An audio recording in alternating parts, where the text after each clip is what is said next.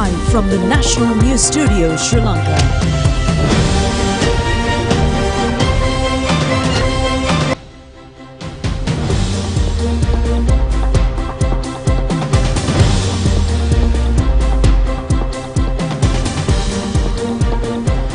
Coming to you live from the National News Studio. Welcome to the news. I am Clifford Richards. And I'm Shra Mascarenhas. First, it's a look at the day's headlines.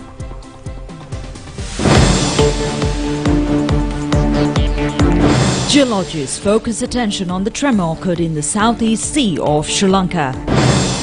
A set of guidelines for school children to face the excessive heat. The welfare program for about 2 million families begins on the 1st of July. A Buddhist monk was tortured at a temple in Anuradhapura. School van fees decrease. A father collects money to pay the taxes of university teachers. Heavy earth tremor is reported from New Zealand.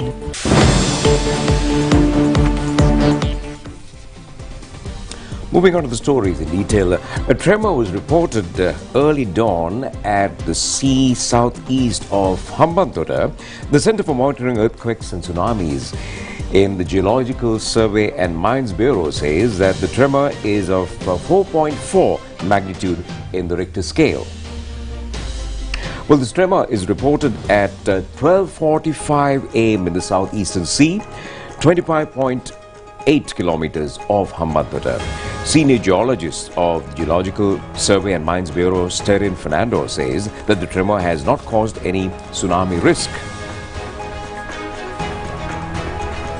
Sterin Fernando said that the tremor has been reported in all of the 4 earthquake monitoring centers. According to the geological data, Sri Lanka is not vulnerable for heavy earthquakes. However, minor quakes is reported from time to time these days. The Bureau is identifying the areas where tremors reported and conducting a survey. A team of geologists will go to Hambantota today to look into the matter.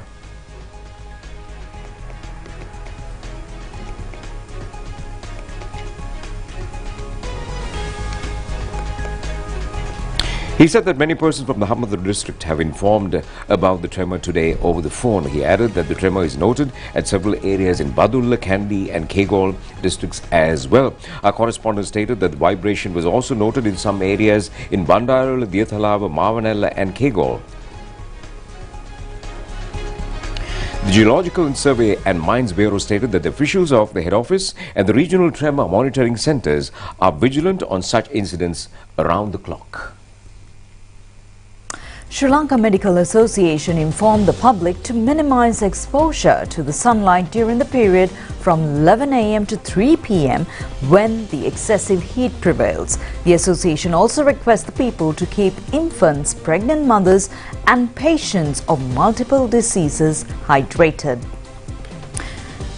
President of the Sri Lanka Medical Association, Specialist Dr. Vinya Ratna, said that especially the heat conditions is higher in the western, northern, north central, eastern provinces and Hambantota and Moragala districts. People should not have sugary drinks. The damages caused by the heat can be minimized by wearing light color and white color clothes.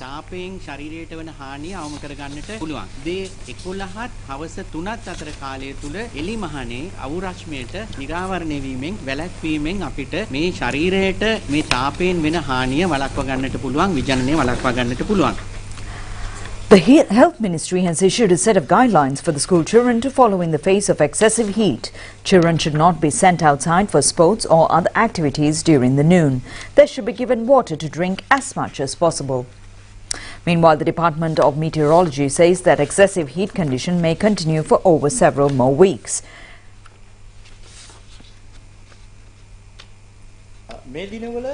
Director General of the Department of Meteorology, Atula Karunaratne, said that the inter-monsoon period is prevailing in the island these days.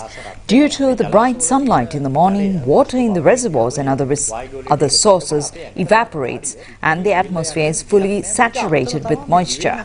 As the humidity is high, perspiration of our body does not occur properly. Then the people feel excessive heat and uneasy condition.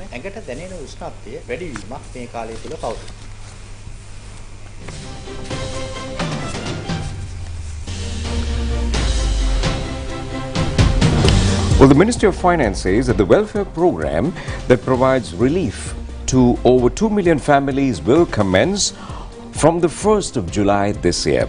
The relief will be given under 4 categories during a definite time frame. Well, under the category of extreme poverty, about 400,000 families will have a monthly allowance of 15,000 rupees for a period of 3 years. Another 800,000 families have been identified as poor families. They'll be given a monthly allowance of 8,500 rupees for 3 years. 400,000 families have been identified under the risk category. They will receive a sum of 5,000 rupees monthly until the 31st of March next year. Another 400,000 families have been identified under the transitive category. Each family of this category will be paid a monthly allowance of 2,500 rupees until the 31st of December this year. The Parliament has the power to increase the number of families entitled to the benefit and also to extend the duration of the benefits. State Minister Ranjit Simalapitiya says that the government's aim is to empower the relevant families during the relevant period.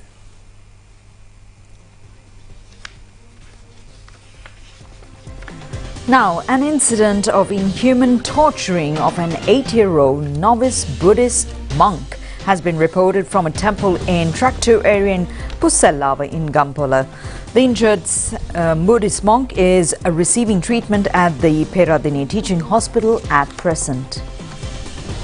The monk was ordained about 6 weeks ago, and it is reported that 3 Buddhist monks in the temple had assaulted and tortured the novice monk for over several days. The senior monks have inflicted inhuman punishments on the novice monk, accusing him of not remembering Pali verses, and the grandfather and grandmother of the seminary monk had noticed scars and wounds over the body of the seminary and inquired the chief incumbent of the temple regarding the matters, and the incumbent there had said it might be due to certain disease. However, the grandparents have informed the father of the seminary monk, and later he was admitted to the Gampola hospital. Later the monk was transferred to the Peradini Teaching Hospital. Father of the monk said that the police have not yet conducted any investigation into this matter.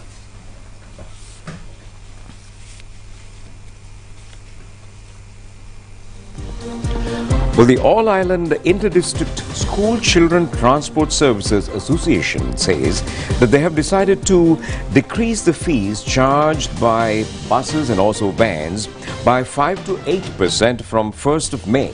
This reduction of fees is effective island-wide. President of the All Island Inter-District School Children Transport Services Association, NMK Harishchandra Padmasiri, says that they have decided to reduce the charges from 1st of May as a relief for the parents and also for the guardians of students. They also point out that tires, batteries and other spare parts are at a higher prices. In addition, revenue license charges are also high. However, this relief will be given to the parents amidst all these hardships, he says.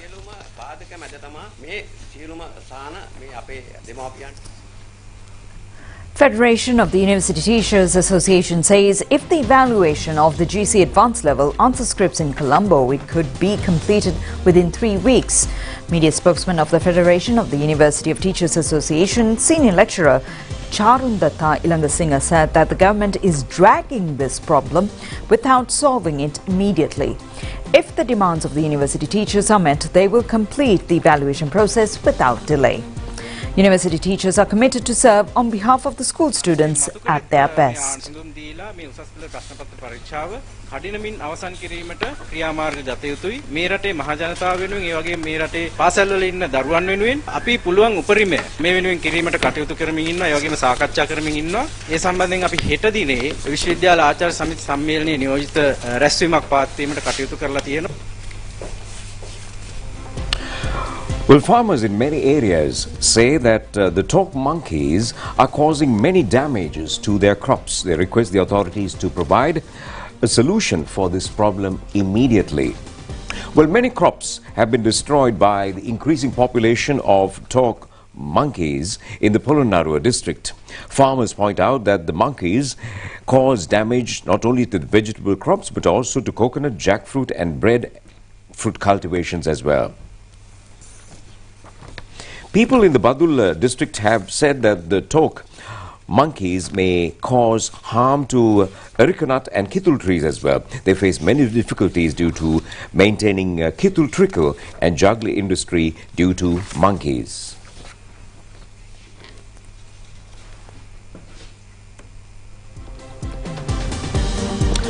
Well, we have more local stories and that'll be coming up soon after a short break. Stay tuned. தொலைவிருந்து பார்த்திட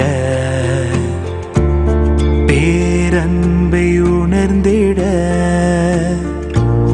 சீக்கிரமாய் அனுப்பிட உடனடியை பெற்றிட களைப்பு தடை நீக்கிட சேமிப்பை உயர்த்திட நீங்கள் வாழ்வில் உயர்ந்திட நாடும் சேர்ந்து உயர்ந்திட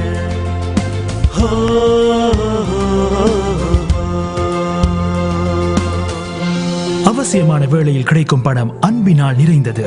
இங்கிருக்கும் அன்புக்குரியவர்களுக்கு வெளிநாட்டில் இருந்து பணம் அனுப்பும் இலகுவான சிறந்த வழி Sampath இரெமிட்டன்ஸ்.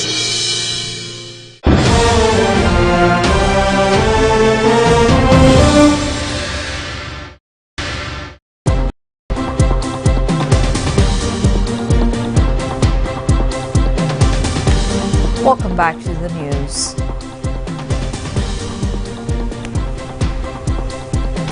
The Court of Appeal issued an interim order today preventing, questioning, recording statements and arrest of former Attorney General Dappula de Oliveira over a statement made by him regarding the Easter Sunday attack. The Court of Appeal issued this order considering a petition filed by the former Attorney General.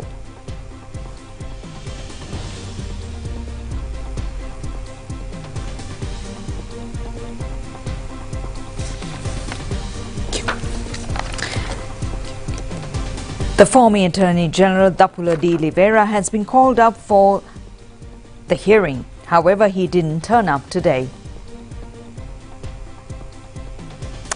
Colombo Chief Magistrate Prasanna Alvis today announced that the courts will not issue an order with regard to the arrest of the State Minister Diana Gamage over the charges of violating immigration and emigration rules, since the CID is already vested with the power in this connection.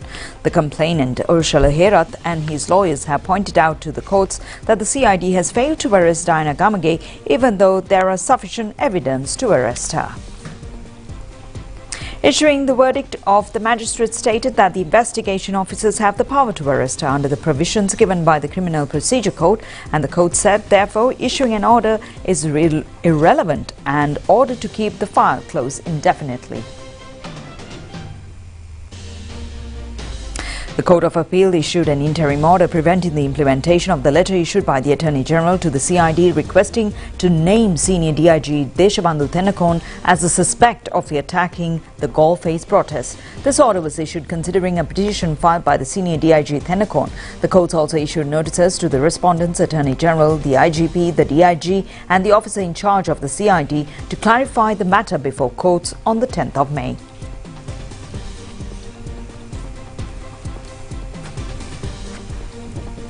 The United Nations Development Programme and the government of Japan have extended their support to enhance the domestic agriculture and power and also energy security in Sri Lanka. Two projects in this connection will be launched today. 58,000 women and youth have been benefited by these projects. In addition, over 132,000 vulnerable groups in the north central, northwestern and eastern provinces will also have indirect benefits.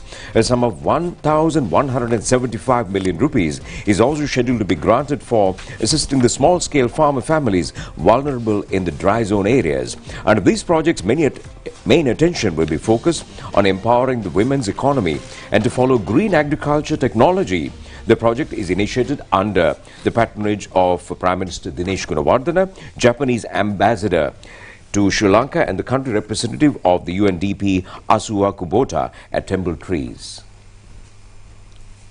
As we all know that the ongoing socio-economic crisis has had a serious impact on the agriculture sector in Sri Lanka. It is a welcome moment to be here with you all, especially at a moment when Japan is contributing assistance over rupees 1.4 billion to Sri Lanka's agricultural revival efforts, and the UNDP for coordinating and assisting these programs of a very selective manner in a targeted attempt for the upliftment of the affected families and the sector in Sri Lanka. Honorable Minister, I would like to thank the UNDP and the Japanese government for the support given, the strength given to overcome this challenge. In response to a request from our friendly nations, the Government of Japan through the UN Development Program in Sri Lanka has provided approximately US $3.8 million to support the vulnerable smallholder farming families in the dry zone district in the north central, northwestern and the eastern provinces. I take this opportunity finally to express Government of Sri Lanka's sincere gratitude for the continuous support extended by the Government of Japan and the United Nations Development Program towards the country's effort to recover from the socio-economic crisis that we are faced. We believe this is a significant step towards creating food and energy secure Sri Lanka. UNDP is a long-time friend of Sri Lanka. We have been working on many sectors with the UNDP over the last couple of decades and have been successful results. Japan has been always Sri Lanka's closest and strongest friend, helping us in every crisis. The assistance of Japan at every crisis have given confidence to Sri Lankan nation as well as to our economy in many fields that has benefited by the generosity of the Japanese government in giving the necessary support at times of need as well as in times of development. Both vital sectors, as we mentioned, food and energy sectors, would be benefited. The fabric of a country's economy is based on this strength. Sri Lankan ambassador to Turkey, Hasanti Urugodawatta Disanayake, visited the Antalya province recently to renew the friendship and collaborations with the province, together with the consul of the Sri Lanka in Antalya, Ali Kambarolu, recently.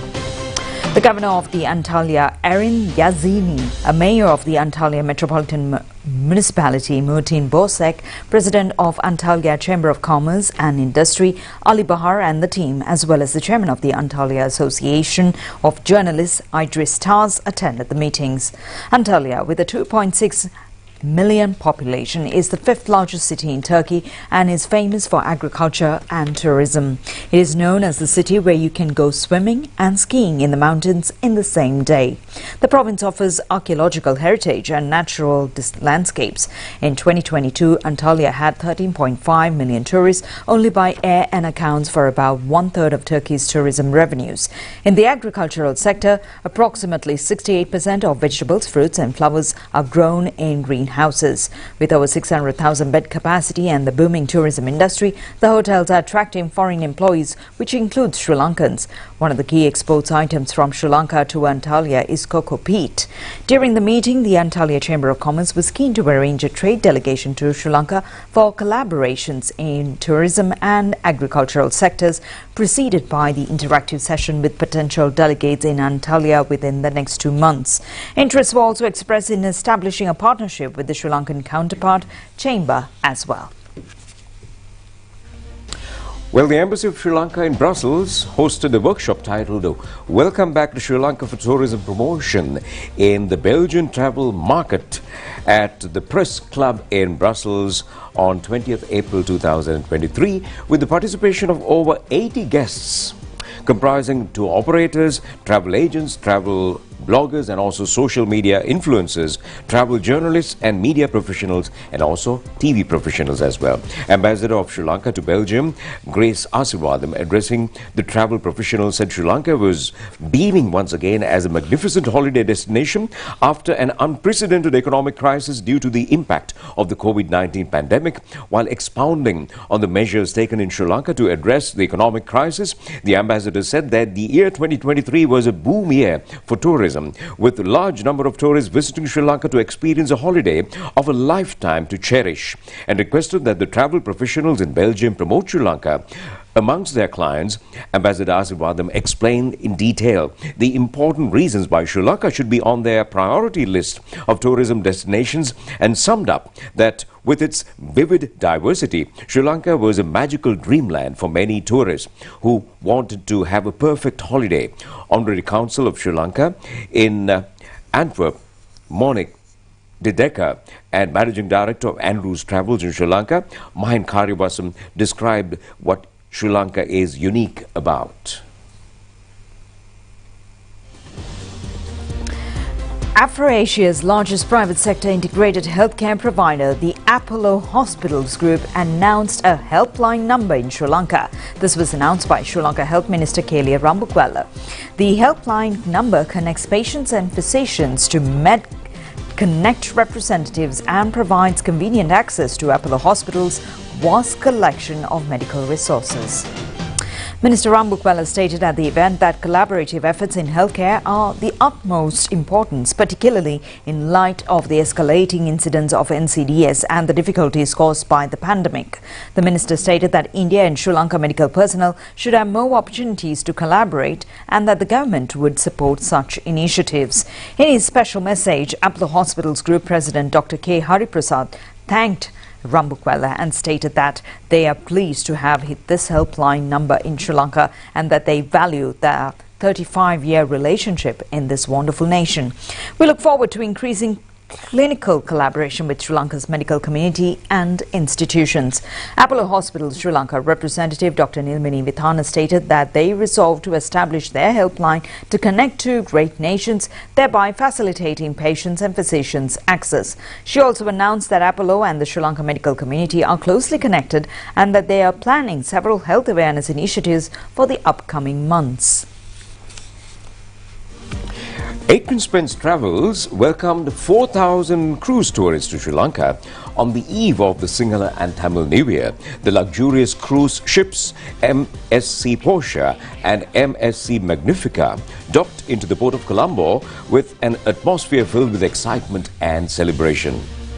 Well, the shore excursion teams from Aiken Spence Travels were on site ready to delight these visitors with an array of experiences that showcase the very best of Sri Lanka during the holiday season. From exploring the vibrant local culture through traditional dance shows to enjoying the wonderful tuk-tuk rides, to experience the city life and visiting a variety of attractions, to enjoy an unforgettable trip to Sri Lanka were on offer to the visitors. Sri Lanka was recently ranked in the Forbes list as one of the 23 best places to visit in 2023, and we must maintain our position and become one of the most popular destinations not just in South Asia but in Asia. Head of Tourism and Leisure of Aiken Spence PLC's Tashani Jayawardena commented that she is delighted that Aiken Spence Travels has played an instrumental role in growing the cruise tourism operation, which has a positive impact on the key industries. Nuwara Salalini Vasanthe, which commenced from the 1st of this month, will be conducted for several more days. The national television is the media sponsor of the Nuwara Salalini Vasanthe program. Sundara Nuwara Salalini Vasanthe 2023.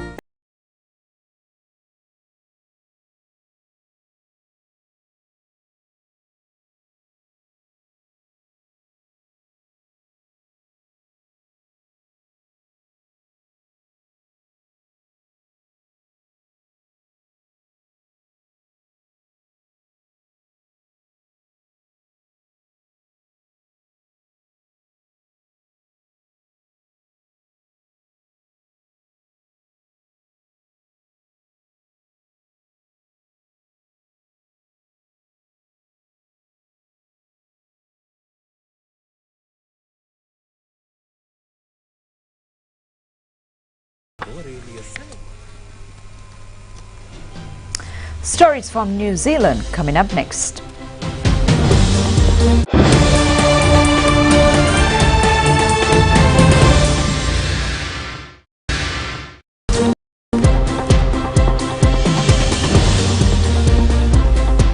Welcome back to the news, and we are heading to New Zealand in the international stories segment. A 7.2 magnitude earthquake has struck off the northeast coast of New Zealand. Authorities informed residents that there was no tsunami threat from this very powerful earthquake.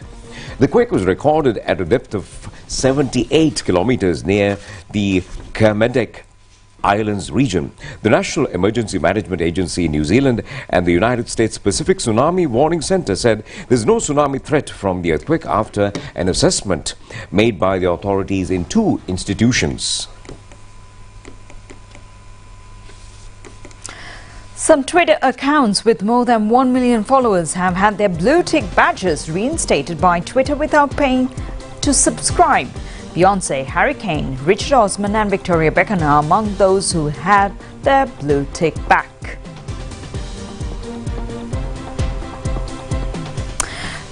The BBC News Twitter account also had its Go badge again, but has not paid for it. Before the platform has brought Elon Musk, the blue tick was a badge of verification given for free by Twitter.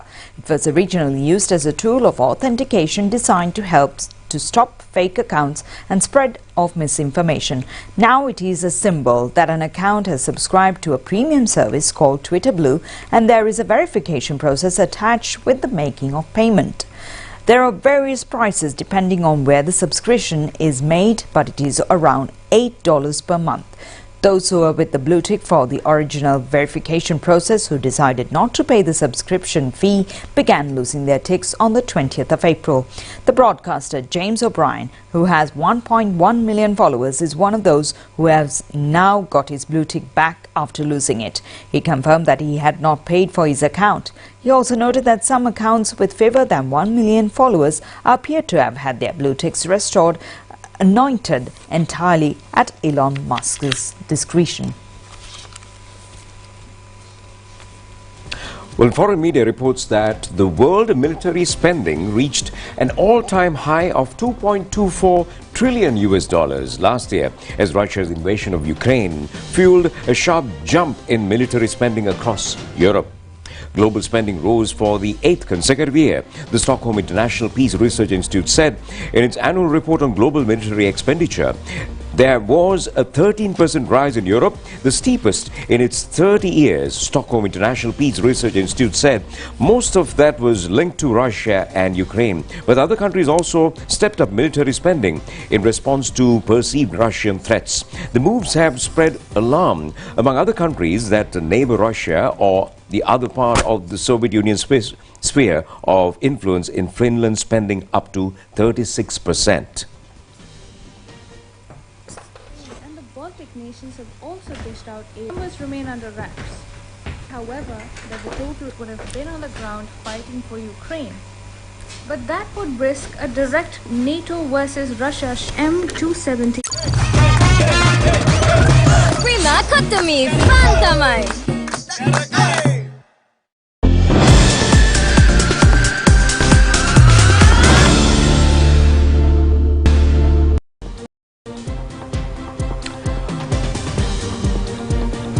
Welcome back to the sports news, and we're moving on to the second test between Sri Lanka and Ireland. And in the first innings, Ireland scores 391 for the loss of 4 wickets. Ireland won the toss and decided to bat first. Captain Andy reported his third Test half-century today. Paul Stirling retired hurt after scoring 74 runs. Loken also reported his Test half-century. His 78 runs not out at the end of day. Prabhat Jayasuriya claimed 2 wickets for Sri Lanka.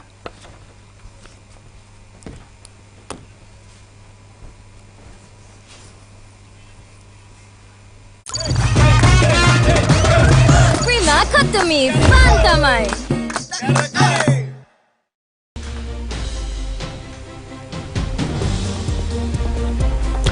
Well, on that cricketing note, it's time to end the news. Do enjoy the rest of the programs together with Sharon. This is Clifford wishing you a good night. Good night.